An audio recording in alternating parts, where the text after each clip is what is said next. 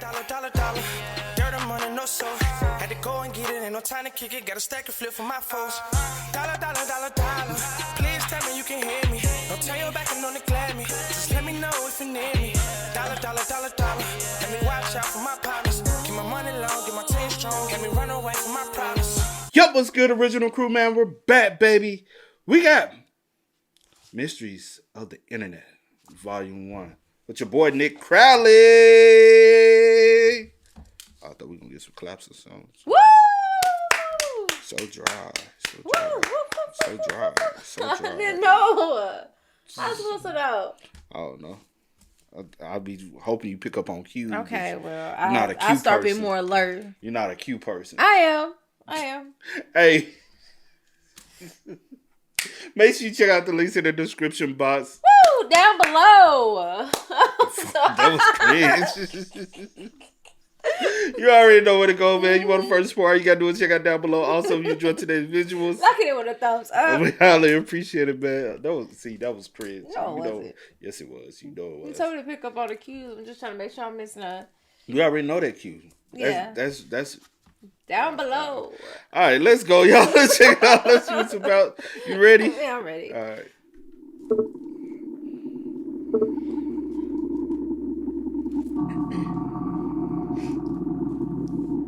It's the 22nd of November, 2019. I think we know about this, don't we?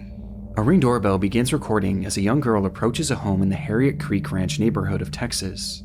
It's pitch black out and the girl is seen all alone, which by itself is strange enough, but it's moments later that this footage becomes truly concerning. Because she was crying, wasn't she? Yeah, I think so. And she has a flashlight. No, please.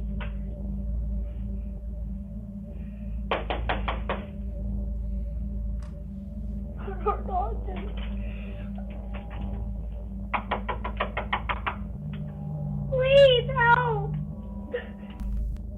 She was begging for help, pounding her hand against the door, all the while continuously turning her head around, as if she was expecting someone to come up behind her. The footage then comes to an abrupt end, only to start again seconds later, but this entire time, no one answers that door. The wait was just too unbearable for the child as she then took off.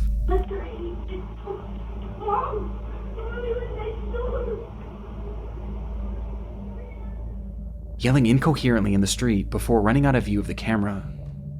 Frustratingly, this footage was only viewed by the homeowner well after the fact, and reports seem to indicate that this was a property that they rented out rather than lived in, with it being unoccupied on that night. But after seeing the video, the homeowner immediately contacted law enforcement and shared the video online in the hopes that more information would come forward, as it seems that neither they nor the police had any idea who this child was or why she needed help. But since these clips were first shared, these questions have still yet to be answered, at least publicly, as there have been no updates from law enforcement. Along with this, there have been no accounts from neighbors about the incident or any footage from other homes in the neighborhood, perhaps implying that this was her one and only stop of the night. It's like after this footage, this girl dropped off the face of the earth, with this entire situation being a mystery to this day, leaving us with only theories. The first and most popular theory is that this girl was an escaped victim of kidnapping, or perhaps an abusive household, and had run to the closest home to ask for help. We've seen situations like this many times before, with the most popular example at the moment being the case of Ruby Frankie, whose son escaped their house and ran to their neighbor for help. Wondering if you could do 2 favors, taking me to the nearest police station. Well, actually, just one's fine. This certainly falls in line with this girl's behavior, as she was clearly scared about someone or something following her, hence why she kept looking back. And given that there have been no updates to this case, and that seemingly no one else saw her that night, it would indicate that whoever she was running from had recaptured her shortly after. And what makes this theory even more horrifying is that many online users believe that this girl isn't the only person shown in this footage.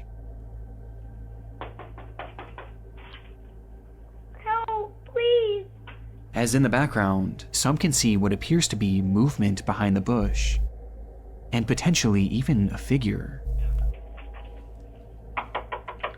I can't go off of there because it could just be like, because Like the camera. It's so grainy. Yeah. Because I'm looking for it, but it could just be pixels. Yeah. And pixels trying to focus, because that does happen when you zoom it in.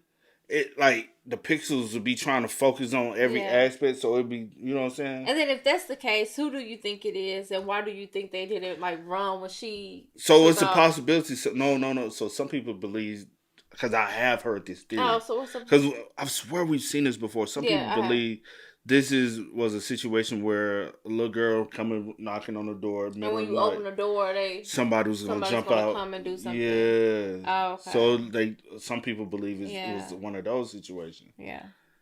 But I'm trying to see them. I'm like, and I get what y'all saying, but also we got to look at technology, because I'm a person who has dealt with technology for a long period of time, and I understand the pixel thing. Mm-hmm. You know what I'm saying? I'm like, it could be just like, some people make themselves see things that ain't there as well.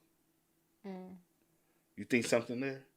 I can't tell. I mean... Now I know you can't tell. Let me see. See me try to see stuff, be like... Let me open my and eyes. she could be right there, but I still don't see it. Potentially even a figure. I do kind of see something. Well, it was a little bit better earlier. I thought I see something move. And this just so happens to be the direction that this girl is looking in every time she turns back, almost like she knew someone was hiding there. Which brings us to our second theory. That this entire thing was a setup. The belief here is that this girl was coerced into going up to a stranger's home to beg for help, so that when this unsuspecting homeowner would open their door, those people who made the girl do this would then rush into the home and rob the person. This could explain why she was looking at that bush so frequently, as that's where this person or these persons would have been hiding, and she was looking to them for guidance, perhaps unprepared for the homeowner not to open their door. Both of these theories are disturbing in their own right, and both clearly indicate that this girl is in need of help, regardless of what the situation is. But still, there's been no confirmation as to whatever happened to this child, even despite the public interest. One of the biggest talking points online came from some theorizing that this girl might be Serenity Denard, a then 9-year-old girl who had gone missing in February of 2019 from a children's facility in South Dakota, who looked eerily similar to the child shown in this video. But in my research, I was able to find a Facebook post from one of Serenity's mothers, who shared that they were in fact aware of the video, and that they had actually contacted law enforcement about it. And in her post, she claims that investigators told her that the girl had been identified at some point, and that she had lived in that neighborhood, with there being no further elaboration as to why she was asking for help. Right. This is quite literally one of the only updates I was able to find, but unfortunately it was one that I wasn't able to confirm, and it also fails to explain what exactly happened to this girl, leaving this footage and this entire scenario as one of the many mysteries of the internet. Yeah, it's weird. Very weird.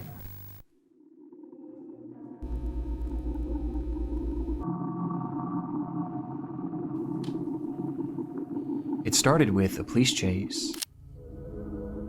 An officer parked alongside a highway in North Amsterdam had witnessed a black Mercedes speeding down the road and was now desperately trying to keep up with it. But the effort was to no avail, as the Mercedes would soon disappear from the officer's view. And when it would come back into view minutes later, it wasn't moving. It was instead left abandoned on the side of the road, the driver's side door hanging wide open, and the driver himself being nowhere to be seen, leaving that officer alone with the suspect's car, but no suspect. However, the vehicle hadn't been left entirely empty, as in the driver's rush to flee the scene, he had accidentally left his cell phone behind, and so the contents of this phone would be searched, which quickly led to the discovery of this driver's identity. But for investigators, there was a far more pressing finding on that device. A finding in the form of a minute-long video stored on the man's camera roll that indicated that this driver may have been involved in a crime far worse than just speeding.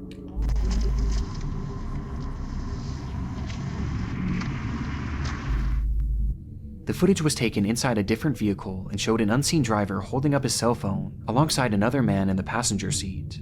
The camera was focused on a car in front of them, with both men seeming intent on catching up with it, as in the moments before this recording started, something had happened between them, which the men inside this car felt they had to get revenge for.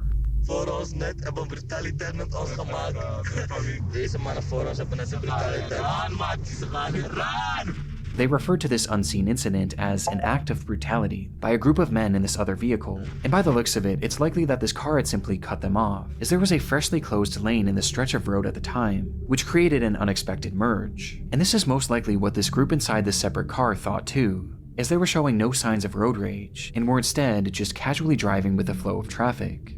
However, it's clear that the men behind the camera felt differently, as in their minds, what this other driver had done to them was so awful that it was worthy of only one punishment: death. Gozer moeten boete. Ja dan, oké. What?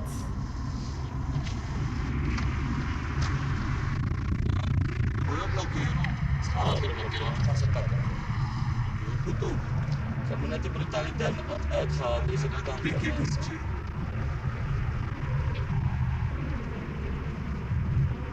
Kijk, dus gaan ze kijken.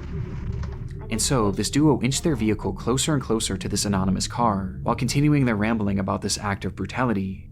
And when they finally positioned themselves next to the vehicle,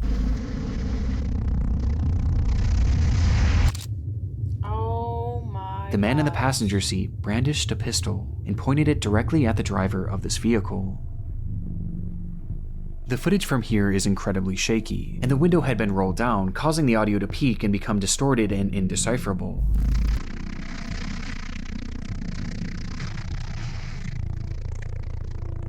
Because of this, it's hard to say for sure what happens next, but it appears that the man holding the gun attempts to fire the weapon before pulling it back into the car, cocking the revolver once more, and firing again.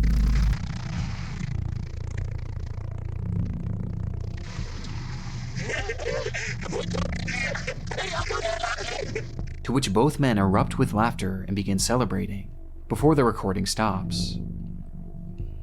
Based on the footage, it's unclear what happened to the driver of this vehicle or the other occupants, and finding this information became priority 1 for law enforcement. In their research, they determined that this video was shot on May 12, 2014, at around 9:40 p.m., 1 full month before they had stumbled upon it, and it had been taken on the A1 highway near entrance 2101. And yet, when they checked their files to match this information with any of their cases, they realized that there was no record of this incident. This crime had never so much as been reported, despite it seeming to depict a shooting in the middle of a busy highway.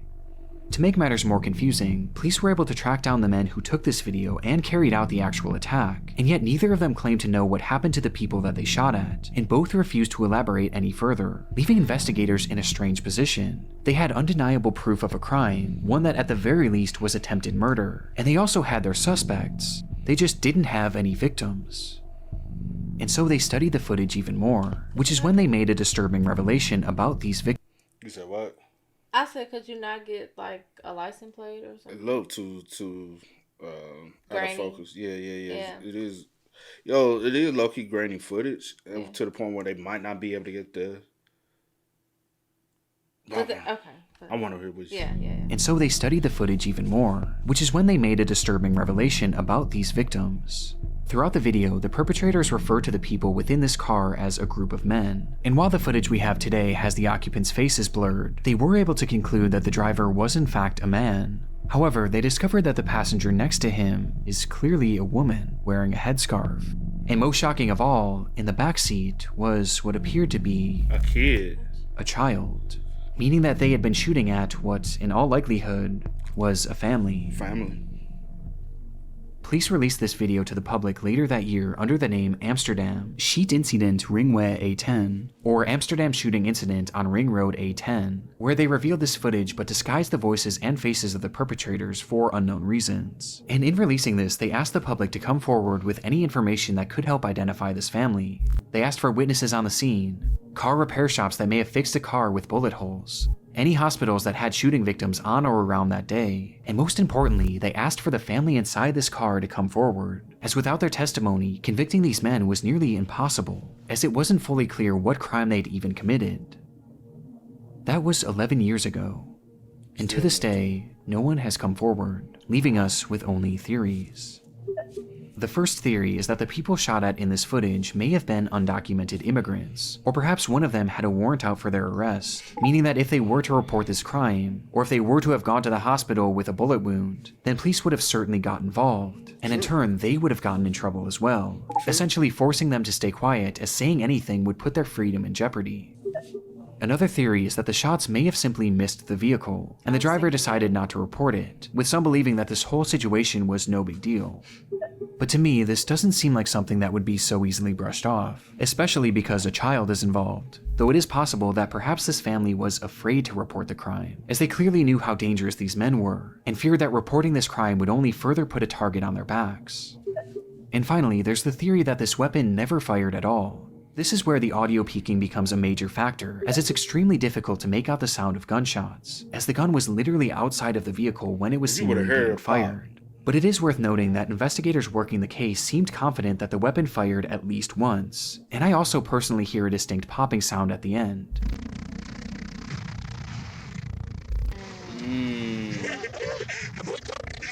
That is possible. But it's hard to say for sure. And it also is possible that this group was using blanks, with this all being an attempt to trick the other driver into thinking that he was in danger. But even with these theories, we still have no idea the fate that befell this family, and it's clear that they have no desire to come forward, for reasons we just don't know.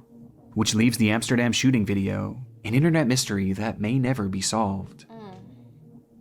That is true, though. I was leaning to the theory and the thought process that a bullet never hit the car, so they just like no harm, no foul type of thing, and it's just like let's fall back a little. And it's like kind of like regardless of the fact that we kind of like shaking up or whatever, but we don't have any information to really give them as to who it was. And it could have been a mixture of two. Huh, baby? I said it could be a mixture of two. Yeah. It could have been the first one and the second one. Could like be. It never hit us, so we ain't finna go report nothing because we also, you know what I'm saying? Yeah. Can get in trouble. So I choose not to. Facts. So it could be a plethora of things, but I was leading to the fact that it's possibly the dude is a horrible shot and he ain't hit nothing. Because if you a horrible shot, because things like that do happen, like especially like from back where we come from, shooting, interstate road rage, shooting on highways and stuff happens. And some places happen more frequently than others, and people just be like, hey, they don't report it unless it hits something. Yeah. You know what I'm saying? There's plenty of shootings that happen on the interstate, and people just keep going mind their own damn business. Just, you know. But it's the fact. Well, the highway wasn't busy as well, so I was like, well, nobody else reported somebody shooting, but the highway wasn't busy, so it didn't look like it. I don't know.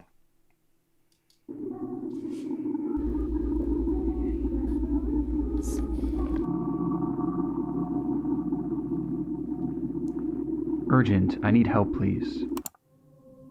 We are from BSAS West Zone, Castelar, San Juan neighborhood. Her name is Emma Rosario Culk, who's been missing since Friday, June 12th. If you saw her, please call. Any information will be appreciated. This post was made to the subreddit r/Argentina on June 16th, 2020 by a user named u/NaramNaram, who asked for the public's help in finding a missing woman named Emma Culk, and in the comments he would offer more context, saying, "She went out to buy something and never came back. She was last seen here in the neighborhood. Sanchez and Pavan is the area where she went to buy something. She was dressed in the clothes that she's seen in the photo. She was carrying her wallet with her ID and a cell phone."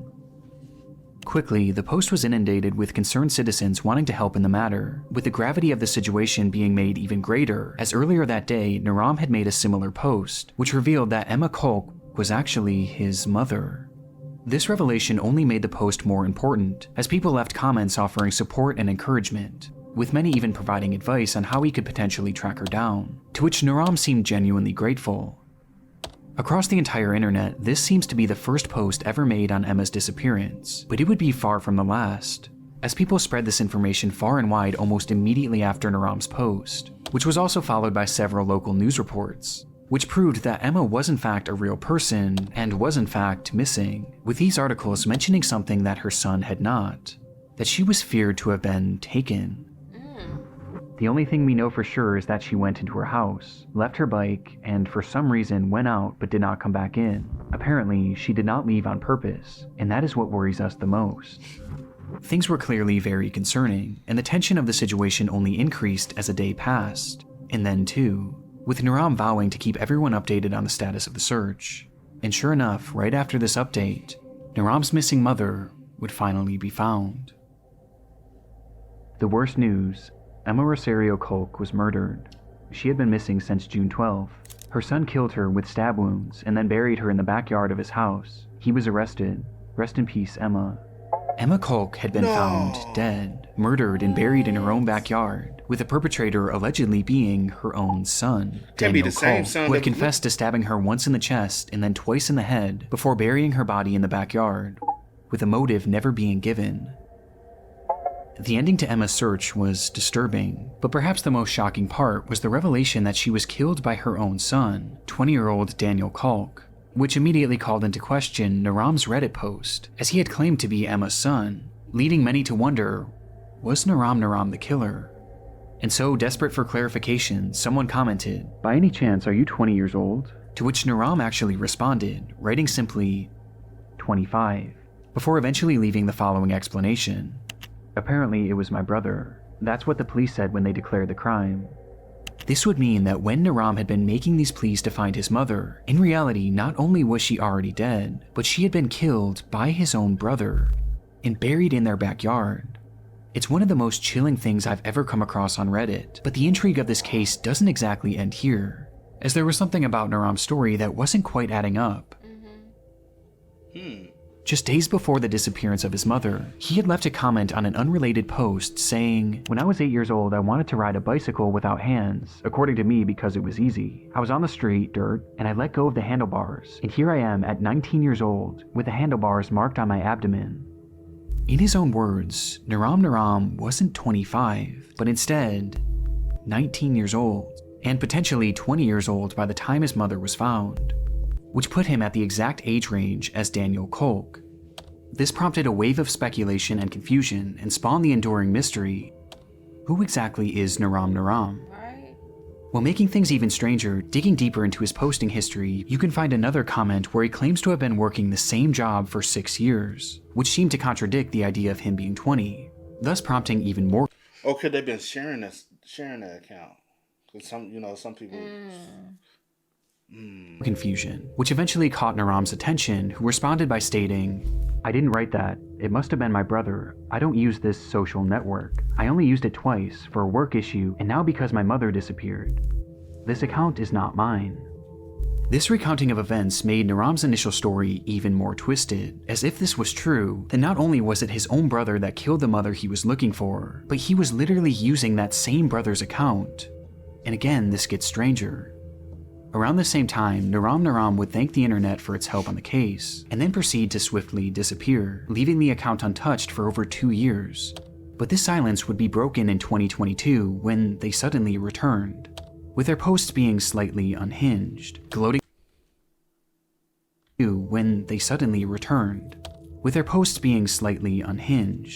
about their internet status and bizarrely lashing out at random users who questioned him on his past and present motives. And in these ramblings, he would drop the bombshell that he wasn't actually Emma's son. He now claimed to be Daniel's best friend, writing that he allowed Daniel to make the post on his account to spread the news about his mother's disappearance, which he was completely unaware that Daniel himself had caused.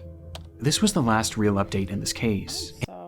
Or somebody could have hacked the account, because the account has been like people. Point, somebody could, bro. You just don't know. Like, people are so weird on the internet. Like, some people, I don't know why people get a thrill out of stuff like this. I have no clue. But there are weird people who like get fixed. Oh, the account hasn't been, and then they'll go digging. They'll find an email account that's associated with it. Hack the email account, then change the And it only threw more fuel on the fire of this mystery, with people wondering what version of events, if any, were true.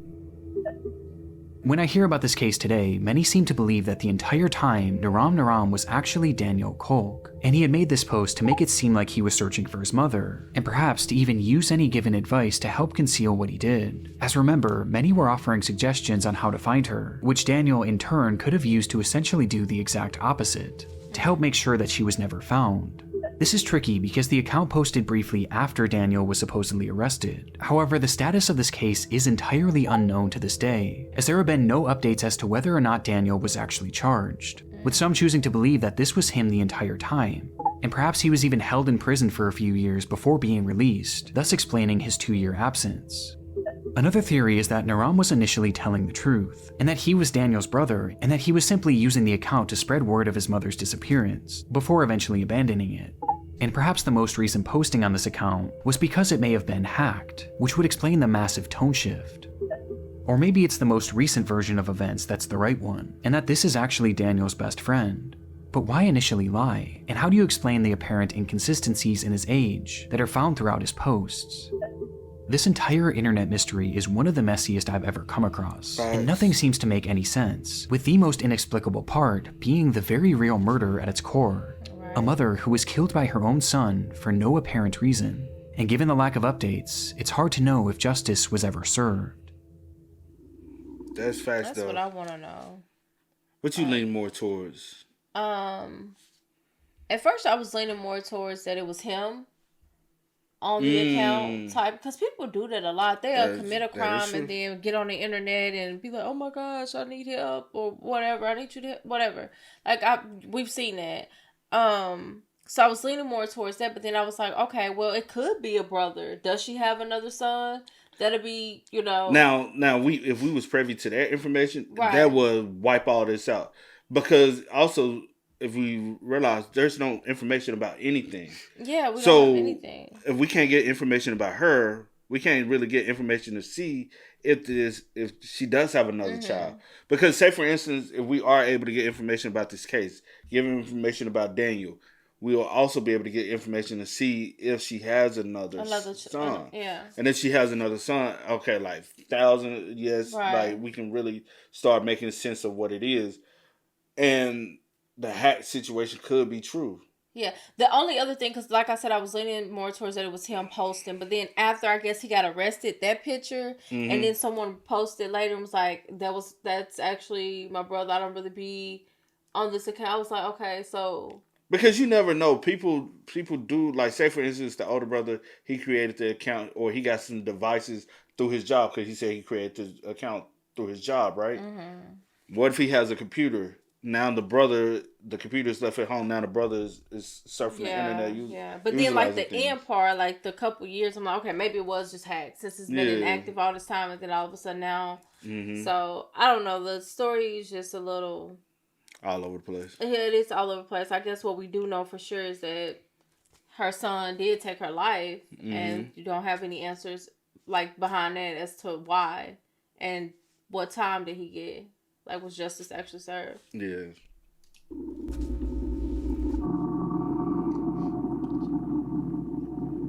It took several months for Angeline Pete's family to report her as missing.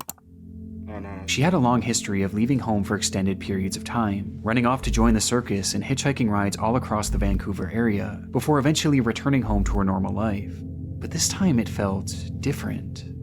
None of her friends or family had heard from her since May of 2011, and it was now nearing the end of summer. This was especially odd considering that Angeline was known to be constantly texting, as well as updating her Facebook profile, with that profile now sitting completely dormant.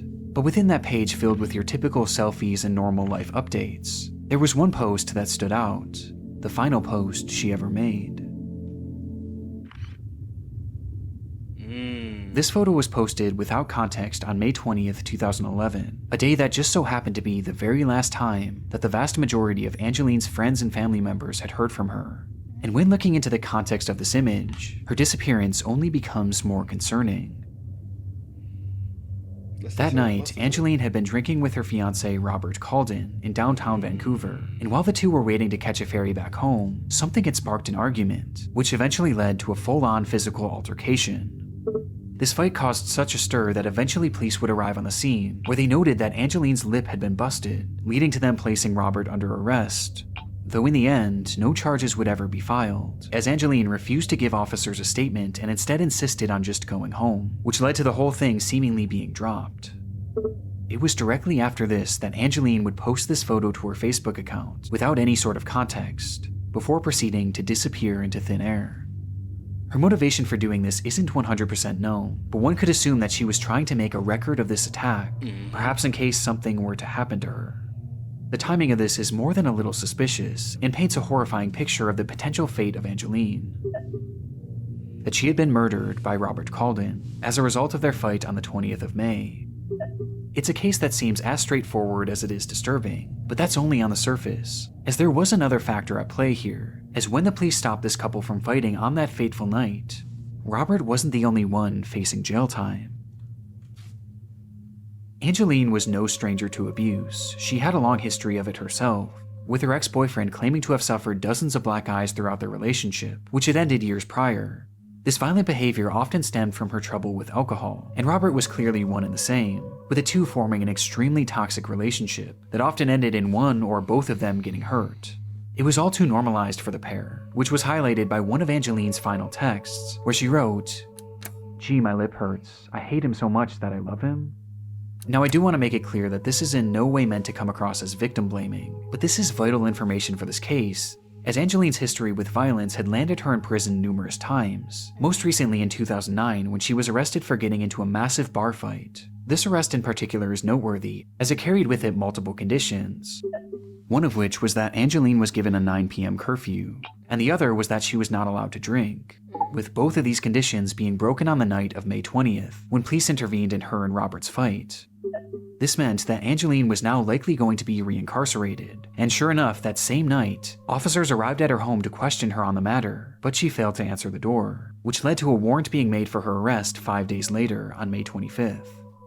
That day, a squad car pulled up to Angeline's apartment to bring her into custody, but when police entered the home, they would only find Robert, who just so happened to be on the phone with her. And officers claimed to have spoken with Angeline during that phone call, where they advised her to turn herself in, though she claimed that she was no longer in the area, and eventually hung up the phone. This would be the last time that officers would speak to Angeline Pete, and seemingly according to Robert, she returned home and left the very next day on the 26th, and never came back. This whole revelation muddies the water in this case, and provides us with our second theory, that Angeline Pete had run away to avoid reincarceration. But there's something unusual to me about this phone call with police. Now, there's hardly any information about this case online, but from all the articles that I've read, it seems that no one in Angeline's life had heard from her after this photo was taken, with the exception of Robert. And when police spoke with her, it was only over the phone. They too hadn't laid eyes on her since the night of May 20th. Prompting some to wonder if Robert had arranged for some sort of decoy to make this phone call.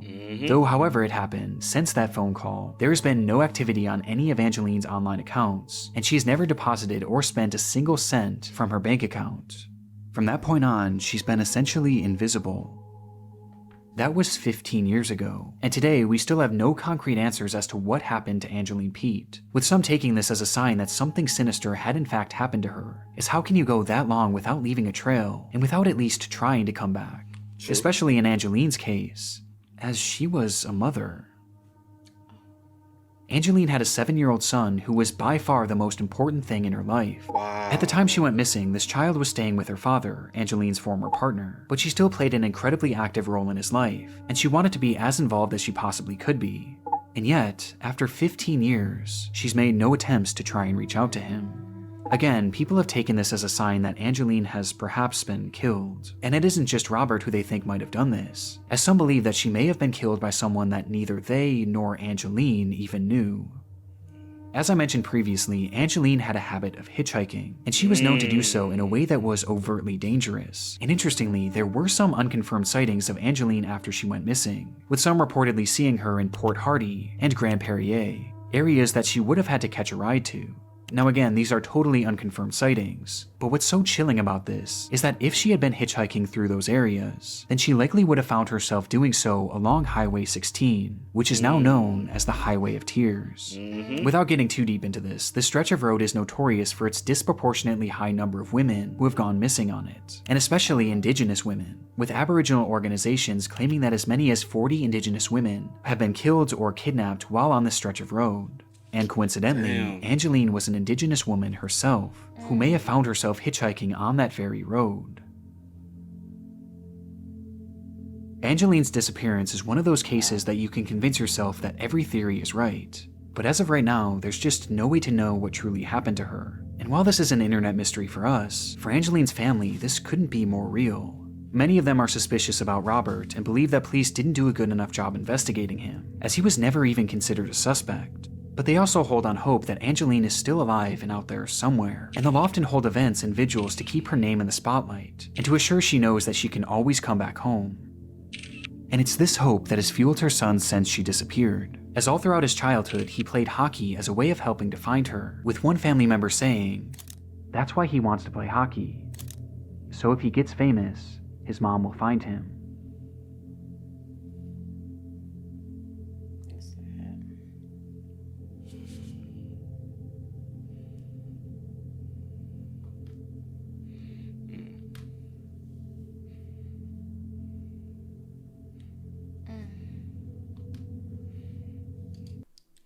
Now, what you thinking with that one, C? With that one, I'll let you go first. With that one, I do want to be, especially with the family, still like having hope that, one day she will return, or even with her son, as well. But it's just kind of like, I just don't feel like after 15 years that she will go just like no contact quiet at all, especially now that we know she does have a child involved. Regardless of what she was going through in her life, she at least tried to still be around or be in his life, or whatever the case may be. So I just don't feel like she would just go like no contact from her son, from her family. Like, now, as far as what has happened, I don't know. I do feel like they should have looked into it more, either with the husband, especially since y'all were fighting that night. Also looked into who possibly was on the other end, because just because you talk to someone on the phone and they say they are someone, I can call someone if they don't know my voice and say that, hey, I'm this person, whatever the case may be, to help another person. Like, people do that a lot. So with that, I'm not sure, but if she did hitchhike a lot on this highway that we know now that is very prone to girls going missing and more, then it's no. I was just gonna say, like, I hate to say it, but it's like likely that she could be possibly. What about the? What about what? No. Okay. So when he brought up the trailer, because I thought about the Trail of Tears first, but I was like, where? Like, I don't know, like the demographic of where the Trail of Tears was. So in my head, I went there and I went away, right? And then I thought about it, and I was like, the boyfriend situation does. Because if they are in such a toxic, abusive relationship, and they're both are constantly putting their hands on each other, it could be a possibility that things got out of hand. Especially when you're intoxicated, right? And he did something. Because, like you said, you talk to someone which you deem to be a female voice over the phone, but we didn't get a visual confirmation that it was her. So you could have been talking to anybody. Did you talk to her? You already knew her voice. And if you don't know their voice, you don't know the tone how they speak. Anybody can tell you who they are, but you can't validate and be like, but you just say, hey, we talked to her. She said it was her, and we're just gonna take that for face value. I don't think that's the right thing to do. Cause to me, I don't feel like running from like the law, for instance, is a valid enough point for me to be like, okay, maybe that's why she hasn't, to be away from your family and your child is on. So I don't think, because he, brought that up that it may have been, I don't think that that's the case. I think eventually, like 15 years, no, that's a long time, bro. Like I could have had some type of communication by then. You know what I'm saying? I would have had some type of communication. I don't think that's the case. Like, I just feel like maybe it should have been looked into just a little bit more, just to rule out everything. And I know it's sad to say, but deep down, to me personally, I believe she's unfortunately no longer here with us. By the hands of who? That's the question. That's the question. Could it be at the hands of him? Most definitely. The guy, possibly. Most definitely. At the end of the day, he might eventually tell it, but if he does tell it, I think it'd be on his deathbed whenever he does decide to reveal that information. Outside of that, could she be a victim of the Trail of Tears? Most definitely as well. Yeah. Well, the Trail of Highway, however they put it. She most definitely, because Highway of Tears or something like that. Yeah. The Highway of Tears. Because she does fit the description of individuals who goes missing along that highway. And if she is typically hitchhiking like that, it's a possibility. Yeah. So that's an unfortunate situation to think about, though. Facts. But hey, y'all spam us up, man. Y'all let us know y'all thoughts about it for us in the comment section down below. But until next time, y'all know how it go, man. I do go by the name DJ New Kid. This is Sierra Nicole. We are. We are. No time to kick it, got a stack of flip for my foes. Dollar, dollar, dollar, dollar. Please tell me